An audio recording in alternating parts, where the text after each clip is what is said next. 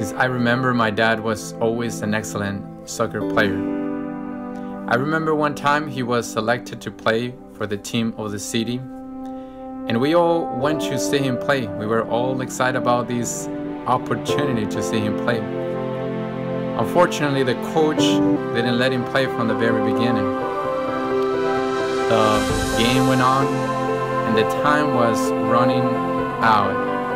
In my mind, I could not believe that the coach didn't let play my dad. Instead of a great moment, it was a dark moment, a sad moment. There was no hope that my dad was finally going to play.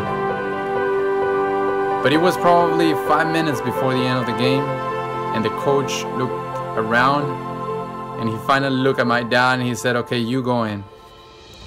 So my dad, without question, without complaining, he stood up and he went into the front line of the game. It was probably the last minute of the game, and the ball went into the air, like in slow motion. And my dad, above everyone else, he stood up and he hit the ball with his head, and the ball went in to give the victory to that team. Oh man, that was so exciting. It was probably one of the best moments of my life. When I saw that my dad had won that game, I wanted to let everyone know that that was my dad. So in the middle of the commotion, my dad stood up. He raised his hand and he looked at us as a sign of victory. I knew that my dad's victory was our victory. Now let me tell you, there is a story in the Bible.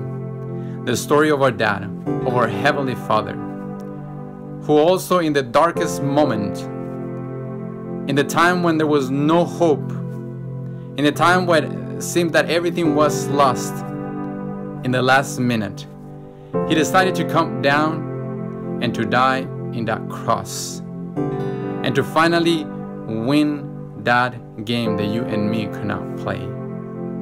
And as a sign of victory, he also raised his hands, so that we know when we look at the cross that his victory is our victory. He came and died for you, and he came and died for me too. God bless you.